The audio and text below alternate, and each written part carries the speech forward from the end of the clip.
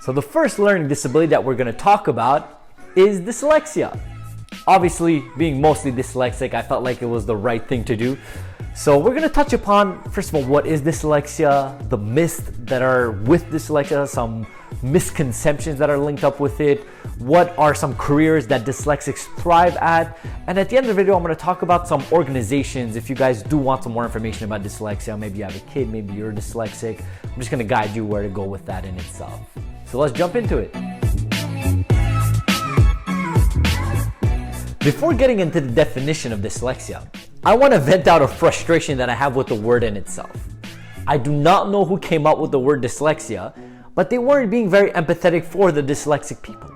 Every single time I try to write it, I write it in a different way. It's probably one of the hardest words for me to write. I do not know why they decided that. But anyways, I just wanted to vent out with that.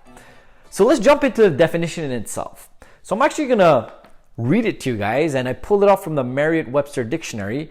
And the reason why I want to read it is because I want it to be 100% thorough of getting the actual definition. So let's jump into it. Dyslexia. A variable, often familiar learning disability involving difficulties in acquiring and processing language that is typically manifested by a lack of proficiency in reading, spelling, and writing. So that's just spot on. That is what dyslexia is. And in fact, for people that have dyslexia, it's 5 times harder for them to do phonetic decoding. Now, what is phonetic decoding? Essentially, it's when you read a word, you phonetically break it apart. Let's use, for example, the word happiness. So somebody that's not dyslexic is probably going to see the word happiness and is going to know that's happiness, right? But for dyslexic, they're going to have to break it up a bit more. So it would have to be happiness. And to do that process of that phonetic decoding, that's where the difficulty really lies for a lot of dyslexic. It's 5 times harder for them. So that's the process behind what the definition is and what is being dyslexic. Now, what I've learned, the best way to kind of explain to people that are not dyslexic what is dyslexia is to compare it to myopia. So people with seeing eyeglasses. So right now, if you have your glasses and you're watching this video, I'm going to invite you to take it off. Once you take it off, you're not blind. You just see blurry, right? Now, if you put it back on, you see clearly. That's what dyslexia is for me. Now, the question is, what are my glasses? Because it's not that we can't read, it's that reading for us is a lot harder. But if we have glasses, like in this example with myopia, we're going to be able to read a lot better. So what are our glasses? For me, that's having systems like WordQ, Ansible, Speechify, all these systems that essentially read for us or correct for us or suggest certain words when we're writing a word. All these things help us out. Or even having specialized teachers or specialized school. So all we need essentially is having the proper processes in place for us to thrive and learn as dyslexics. So are dyslexics smart? Now this is a question that probably you guys are wondering, and if you're dyslexic, you've probably felt that question being pointed towards you quite often in your life. And the honest truth is, it's very deceptive because it's not because you are dyslexic that you're dumb, far from it. And it's not because you're dyslexic, you're smart. It really goes with your personal IQ. So it's not correlated at all. Now, the reason why people may perceive that people with dyslexia is not smart is because they look at our ability to read as intelligence. And in fact, there was actually a study done by Yale Center of Dyslexia, and it proves over here, and I'm actually going to put up the graph right now, it proves that usually people, their IQ level and their reading ability level is very intertwined and very linked up together. Now, for people that don't have the people that have dyslexia, it's actually completely opposite. Their IQ level could be somewhere and their reading level could be completely somewhere else. So that's why there's this dichotomy that gets created within the population. Because they see subconsciously that usually people that are smart could read well, and then they see somebody that's not reading well, so they assume that they're not smart. It's in fact not the right thing to do. So once again, it goes back to your personal IQ, to be quite honest, because there are some dyslexic that I'm sure that are not very bright, and there are a lot of dyslexic that are extremely bright. And in fact, it's quite funny, I read this in a part of this article and it was saying only 3% of the population see dyslexia as anything other than a disability or a difficulty. So that means that 97% of the population may see it as a huge disadvantage. Now, like I said, there's like this weighing between, is it a disadvantage or an advantage? That's a whole other discussion in itself. It really depends upon the person's situation. But one thing we have to remember over here, your level of reading has no correlation with your actual IQ and intelligence. Now, I want to talk about the stigma that is interlinked with being dyslexic. It's really unfortunate right now as we speak, but the education system is not made for dyslexic people to thrive, because the base of the education system right now has a lot to do with reading and writing. And as previously mentioned, that is our major difficulty. So even if you're doing a mathematical exam and you're good in math, but you have to read a paragraph to figure out what the problem is before solving the problem, that's going to cause you some problems.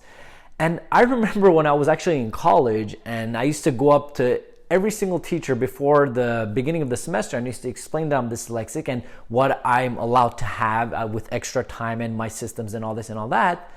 A lot of the teachers turned out they had no idea what dyslexia was.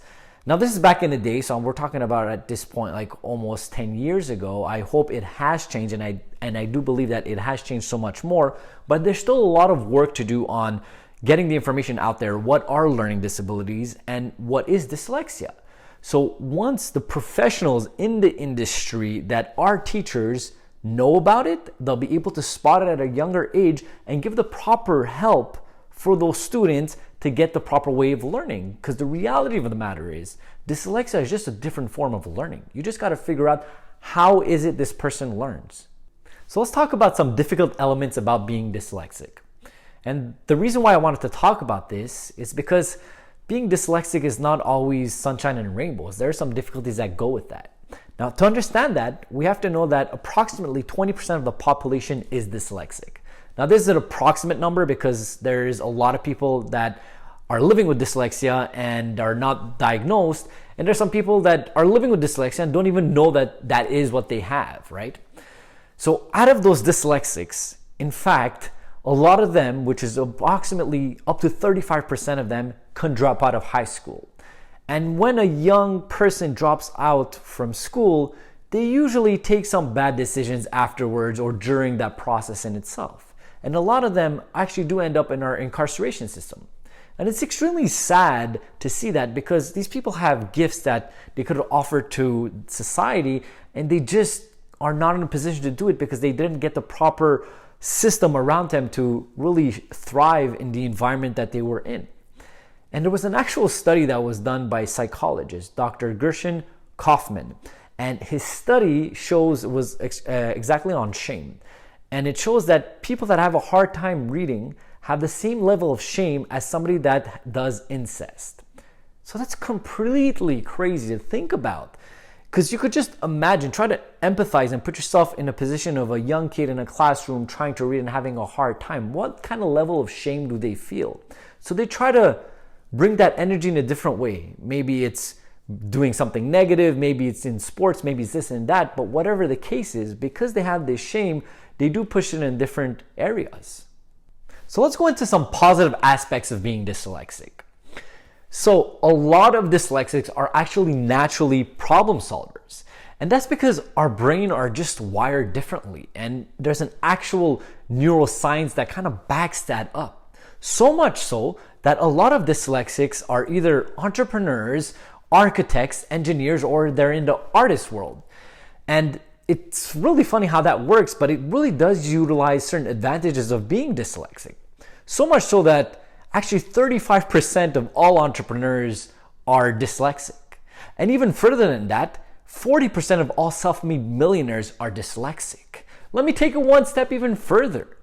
1 out of 2 scientists from NASA, rocket scientists, are dyslexic. So there is some advantages that come with being dyslexic, because we do see problems differently. We think outside of the box a lot more than, I call it, a normal brain. So there is some advantages, and these are some thorough examples. And we could go even into talking about a laundry list of people that we know that are dyslexic and thrive, such as Richard Branson, such as Albert Einstein, Steve Jobs. Like 3 out of the 5 sharks from Shark Tanks are dyslexic. So there are a lot of dyslexic people that thrive. All they need is the proper environment and learn how to learn with the talents and the difficulties that they have. And once you utilize that, then you're able to use it to your advantage, and all the beauty of our dyslexic mind really comes into play. So is my dyslexia an advantage or a disadvantage? For me, it's a huge advantage. It's the reason why I succeed. It's the reason why I'm relentless. It's the reason why I am a great entrepreneur, is because of my dyslexia. Now, I'm thoroughly aware that I am blessed because at a very young age, my parents noticed that there was something wrong and they put the proper structure around me and they got me in the proper environment for me to learn. But I know that not everybody has that blessing. And if somebody is left in the system that they're in right now without the proper structure, it becomes a huge disadvantage being dyslexic. So it really depends upon what the situation is around you. And then you can really thrive as a dyslexic. But that being said, it is a process as well, your relationship with dyslexia. Now, what do I mean by that? At 8 years old, when my parents came and told me in the middle of the school year, Chris, we're going to take you out of the school you're in right now and we're going to put you in a specialized school to help you with your dyslexia, all I heard at 8 years old was, I'm losing my friends and I'm going into a special school. I didn't want any of that. I didn't even understand what dyslexia was. And finally, when I went into that school, first thing I realized is that I'm not alone. There's like hundreds of kids like me. Then I started understanding a bit more what dyslexia was. I started getting the proper tools, the methodologies, the techniques that I need to thrive and learn, which I started doing. And then at the end of the high school, you have to look at what's the next step. Where do you want to go? What do you want to study in?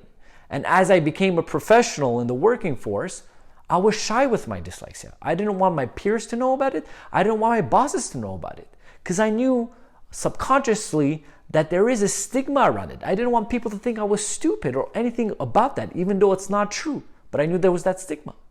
It's only after succeeding as an entrepreneur and becoming an adult and really understanding what it is, I'm able now to talk about it, to speak it out, to be an advocate about it. But that is a process.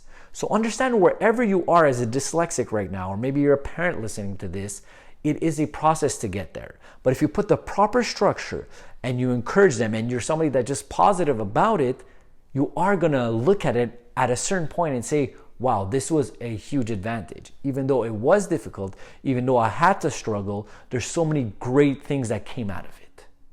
So before finishing off this video, I'm gonna mention a couple organizations that I thoroughly think you guys could go check out if you have any more questions about it. I'm gonna link up all their content and all their info in the description down below. So the first 2 are actually in the greater region of Montreal. There are 2 that I'm a part of, their associations. So the first one is the school Vanguard, which is a school specialized for students with learning disabilities. The second one is the Institute of Learning Disabilities of Quebec, another one that has great content on their website. As well, there is the noticeability.org, another one, once again, that has great content. Go check them out. And finally, the International Dyslexia Association. Furthermore, all the content that I mentioned or all the articles that I read about this will be in the description down below, so you guys can go read it yourselves. So I hope you guys enjoyed this video. If you see there is some value here, do not hesitate to like and subscribe. As well, if you have any questions about dyslexia or you want to put a comment down below to mention what other learning disability you want me to talk about, don't hesitate at all to leave a comment, and I will see you guys on the next video.